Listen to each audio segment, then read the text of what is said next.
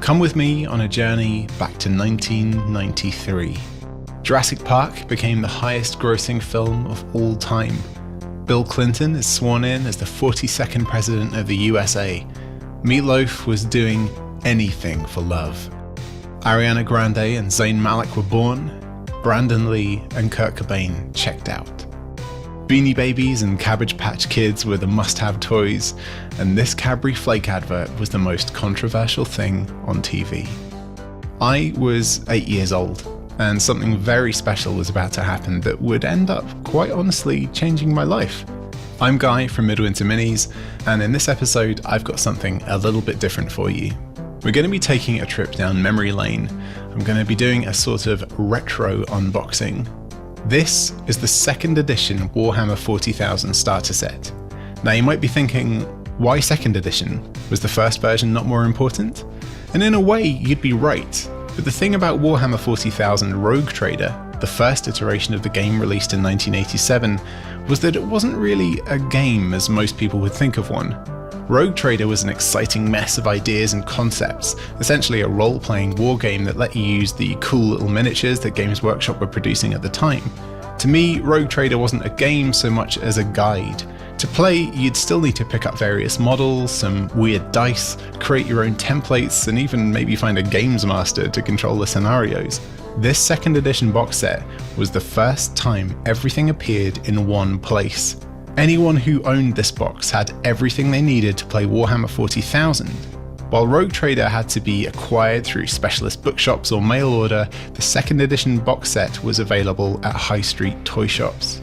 In my opinion, this was truly a tipping point, a product that kickstarted 40k's popularity and success, bringing us to where we are now. One of the world's best known, most loved sci-fi franchises, with a thriving tabletop scene, great computer games, novels galore, and breathtaking fan-made videos. If I had to choose just one moment that brought all of this about, I would say it's right here, in 1993. It was certainly part of my journey in the hobby. A friend of mine got one of the plastic monopose Space Marines in White Dwarf when I was about 10, and for Christmas my grandparents, cool as they were, got me a box of Space Marines. This totally gave me a taste for it, and for my birthday a few months later, my dad gave me the second edition starter set, which I thought was the coolest thing in the world. My dad was always really supportive of the hobby actually. He built the models with me, he helped me understand the rules, and played loads of games against me. He was always Orks, and he always won. He even bandaged up my thumb when I cut it open trying to get the models off the sprue. I've still actually got the scar. It's slightly bittersweet now actually. Totally unexpectedly, my dad actually died in his sleep last year, just as my channel was sort of starting to take off a little bit. I hadn't told him about Midwinter Minis by the time it happened, but I'm sure that he would have been pretty proud of me. Bemused maybe, but proud hopefully. So this box set now carries some pretty serious emotional weight, as well as plenty of nostalgia. Okay, that's probably enough backstory. Let's jump in, shall we? The front cover art is an iconic painting from John Blanche, showing a chaotic battle between the Blood Angels and the Space Orks, as they were then known. It's a fantastic image and it has tons of tiny details. Even almost 30 years later, I still feel like I find something new in this painting every time I look at it. Let's take a quick look at the back cover of the box. Obviously, there's a nice shot of the box contents all laid out, a serious amount of stuff in this set. We've got a list of the box contents too, but we'll see the real stuff in a minute. We've got a picture of this gawky, ramshackle looking Ork Dreadnought, a close-up of the three types of miniatures you'll find inside, the Imperial Space Marines, the Space Orks, and the Gretchin. We've also got this little paragraph of scene-setting fluffy text. Shall I do my grimdark voice? Oh, if you insist. In the nightmare future of the 41st millennium, mankind teeters on the brink of extinction.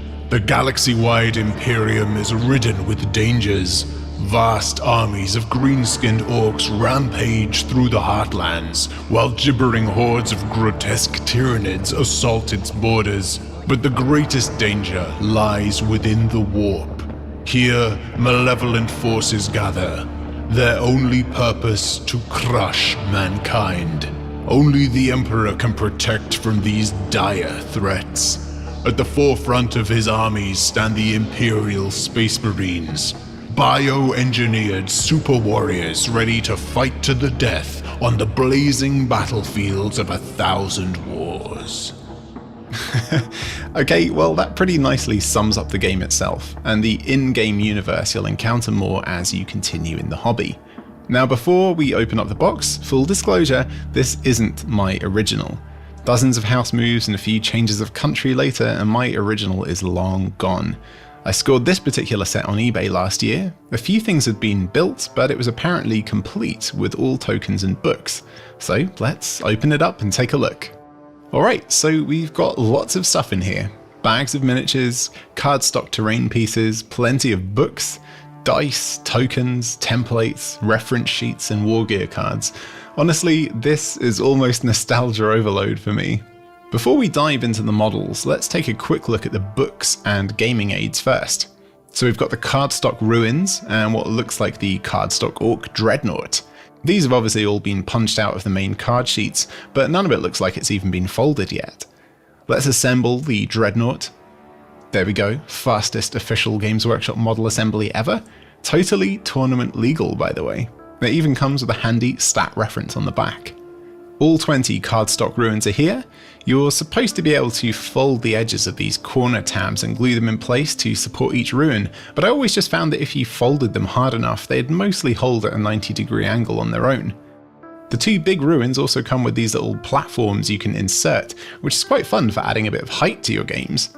There's two different styles, one sort of bluey grey gothic arch ruin set, and one that looks like sandstone brick walls, plus obviously the grimdark arches naturally. There's loads of terrain in this box, easily enough to fill up a good sized table. Next up, we've got a little baggie full of dice and gaming tokens. Looks like there's everything here, from vehicle speed markers to hidden and detected tokens, wound markers, flame tokens, and all the other quirky little things you needed to remember what the hell was going on when you were playing the game. All of the dice are here too, standard D6s, as well as the unique scatter, artillery, and sustained fire dice.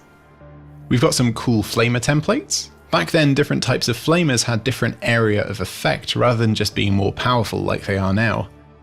We've also got some war gear cards. These were used as quick reference cards, detailing any special war gear you'd equip your models with and the effects they had in the game. There are a few mission cards which add flavour to the games you play and detail how you get bonus victory points for different primary and secondary objectives. There's some reference cards so you can quickly check out the rules and stats for the models included in the boxed game. Not only do they give you the stats, but they also let you know the details of the weapons and armour too, which is nice. There was also a whole collection of unique templates. These templates are pretty useful, and they actually tell you what weapons they're for on the template itself, which saves you having to hunt through the manuals. There's also a vehicle turning template to help you with the pretty complex vehicle rules in 2nd edition, the linkable thud gun templates, and the deadly vortex grenade templates. FYI, when things were hit by the meandering vortex grenades, they were simply removed as casualties. No invulnerable saves, no mortal wounds, just dead. We've got a victory point record chart that helps you keep track of who's winning and details how to earn victory points in the first place. There's also several data cards for the vehicles that were available at the time. One really unique thing about the level of granularity and detail that 2nd edition had is the damage tables. These days vehicles just get gradually less and less effective until they're destroyed, but back in the 90s they added a lot of flavour and story to the damage caused. Gretchin getting electric shocks, fiery explosions ripping through the crew compartments, wrecked vehicles zooming out of control. It made the game take a bit longer, but it was definitely pretty fun as far as I can remember. Last thing before we get to the models, a whole load of books. Let's check them out. Okay, here is the big rulebook. This is obviously very detailed and essentially shows you how to play the game with nice overhead visuals, detailed tables, tons of cool pictures, and random short stories and scene-setting articles thrown in. The front cover is the same iconic John Sibbick painting that was used for the original Rogue Trader cover too, which is a nice touch. The Codex Imperialis covers the rules, stats, and a bit of background for almost every model available in the game at the time, not just in the starter set. Pretty impressive. They also managed to squeeze in a good bit of background information on the different races too. On the back cover, there's another iconic bit of colourful 90s photography of Blood Angel scouts and Terminators fighting a Genestealer and Tyranid swarm. Cool as it gets. The War Gear book gives you details on the background behind each weapon to give you some immersion and understanding of how vicious the armaments of the setting are, and also how they actually work in-game. There's loads of beautiful hand-drawn images too, and I remember spending hours and hours looking at this stuff when I was younger. On the back cover, there's also this amazing, super saturated, colourful image of an Eldar Blood Angels conflict. This was something I really aspired to be able to create. The Battle for Armageddon Scenarios booklet is basically a small campaign system that you can play, mostly just using the things that actually come in the box. It gives you some nice backstory on the conflict, as well as table layouts and scenario rules for themed games. There's a 4-page how to play pamphlet that gives you the absolute essentials to play with what you have in the box without having to deep dive into the instruction manual straight away. There's a card game reference sheet which summarizes what happens in each turn, very handy for when you're just starting out. And there's also a card reference sheet for every single weapon in the game, even obscure stuff that only a few models in the whole Citadel catalogue had. The Codex Army Lists booklet is basically a list building reference for all armies and war gear that were available in the game at the time. There's no story or fluff, just the core info you actually need to build your army lists. It's pretty great that it features every unit. I suppose there were far fewer races and units back then, but still, it's a very useful thing to get in the starter set. There's a generic painting guide included, which gives you some information on the core stuff you need to learn when starting the hobby, the type of glue to use, the right brushes, transfers, and stuff like that. There's a dedicated painting guide for the models you find in the box, showing you how to paint the basic Space Marine, Ork, and Gretchin schemes, and on the back cover it shows you some of the different Space Marine chapters to give you some ideas. And now, maybe the moment you've been waiting for, let's take a look at the 80 miniatures this game contains. There are 6 unique model types in the game, so let's take a look at the greenskins first, as they seem to be mostly assembled. In total, we've got 20 Space Orks armed with axes and bolt pistols. Yep, bolt pistols, check it out. These models obviously originally came on these cute little sprues with 3 parts, the main body, the bolt pistol arm, and the base. To be honest, even though it's very basic, it's got a lot of character as a sculpt. Different fabrics, armor plates, and ugly little faces. I actually have quite a few of these in my current Ork army. The design is fairly easy to customize if you wanted to as well. The models in this box will need a bit of mold line and connection point clear up, and the odd one has a bit of paint on it, but nothing's broken. Let's check out the Gretchin. You get 40 of these guys in the box. Just a 2-part model on the sprue, the Gretchin itself, and the base, as basic to put together as they come. This is an absolutely classic pose, and given the sheer quantity of these guys out in the world, you quite often see them bulking up Ork players' grot armies. I certainly have a few of them. And even if you don't play 40k, you can scatter these models on the floor to smite your enemies. And if you think Lego is painful to stand on, you have never stepped on a Gretchin barefoot. They're like little plastic caltrops. Now these little dudes are armed with auto guns and have pretty nice clear areas, which makes painting them quickly slightly easier. Over the course of the next few months, I'm going to be doing a few retro painting episodes where I try to match the vibrant painting style found in a lot of the 2nd edition books and promo material. This is obviously going to be a bit of a challenge for me. I haven't tried to paint anything this vibrant for about 20 years, so if you'd like to see me try to bring these grots and orks to life in glorious Technicolor, please hit the subscribe button so you don't miss out. Once everything's done, maybe we'll even try a 2nd edition battle report. Who knows? Onto the Space Marines. 20 Space Marines included, and all but one of them are still on the sprue. We get 4 different sculpts for the Space Marine models, 14 basic Marines with bolt guns, 2 special weapon Marines with a flamer, 2 heavy weapon Marines with a missile launcher, and 2 sergeants with bolt pistol, chainsword, and banner packs. They might look a little bit cute and their proportions a bit weird, but honestly, if you were a kid or even a big kid in the mid-90s, these guys were as good as it gets when it came to plastic sculpts. Also, one of the best things about these models is that apart from the slightly fragile banner pole, all of the stuff in this set is really robust. You can still see these models floating around almost 30 years on, and they're nearly always intact. Covered in layers of thick paint usually, but intact. Some recent Games Workshop releases have received a bit of flack for the overly fragile models that often break even as you try to snip them off the sprue. I'm looking at you, Amelin Shadow Guide. Anyway, back to the Marines. When I get around to painting these up, I really want to try painting 4 different styles of Space Marines with their 90s schemes, doing 5-man combat squads. Now, I know we only have 2 sergeants, so that isn't really going to work out, but I've got a plan. The first squad I'll paint up as Ultramarines using the 2nd edition box set sergeant and 4 standard bolt gun Marines. I'll also get to have some fun making the paper banner too. The second squad I'll paint as Space Wolves. Now, I've always wanted a Space Wolf army, and I love the models, but I've just never got round to it, unfortunately. So for that, I'll use 3 of the Bolter guys, a rocket launcher Marine, but for the Sergeant, I picked up this awesome 90s Space Wolf Sergeant. How cool is this guy? The third squad will be Dark Angels. In the same vein as the Space Wolves, I'll be using 3 regular Bolter Marines.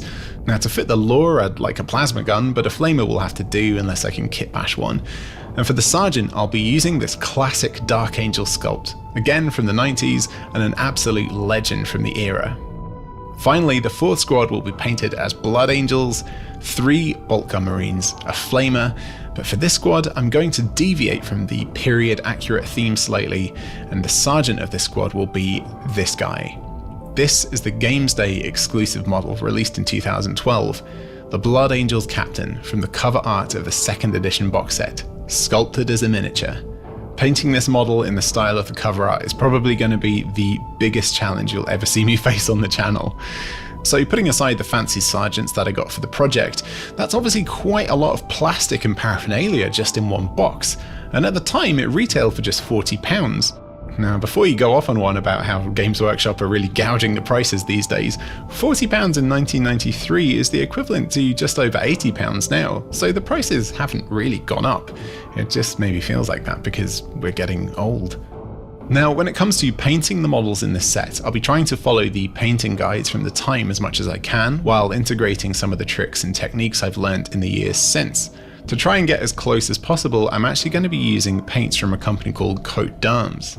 Now, I've spoken to a lot of people who worked in the industry at the time, and from what I can gather, it seems that they aren't just a match for the 90s Citadel paint range, they simply are the paints. In the 90s, the Citadel paint range was manufactured by a company called HMG, who are a historic British chemical works, and they've been making super high quality paint for almost 100 years, from crafts to hobby stuff, military to the auto industry. And one of the reasons they can colour match British military colours so well for scale modelling is that they actually made the original wartime paint that was used by the British Armed Forces. That's totally crazy. Anyway, for one reason or another, I'm told that Games Workshop decided to use a different manufacturer for the Citadel paint range. And the problem is that HMG paints were already mixed up and ready to go, and this remaining paint was bought up by several small companies, and Coat d'Arms is one of them. Even the bottles are the same. And I have to say, when I first opened up a pot, the smell instantly took me back to the 90s, a really strong sense memory, and I can't wait to get painting with these. So I'll be taking a break from my usual speed painting 14 colour paint palette and using these paints as instructed in the guides. And by the way, I didn't get sent these paints, I bought them thanks to the support of our awesome patrons like Lasse, Chris, Nathan, Arthur, Keen and Chuck. If you'd like to help the channel out, chat with us on Discord and all that good stuff, you can. Just check out the link in the description. And if you're interested in following along with these retro painting videos when they happen, please hit the subscribe button. And if you've enjoyed this little blast from the past, please like the video and leave me a comment. I read and reply to every single one, but with over 46,000 subscribers, that particular labour of love is getting trickier by the day. If you're new to the channel and interested in Warhammer 40,000, most of our videos either focus on fast, efficient painting techniques, cheap hobby projects, and the occasional beginner-friendly battle report as well. Check out some of the videos that are on the screen right now, and I'll catch you next time. Bye for now.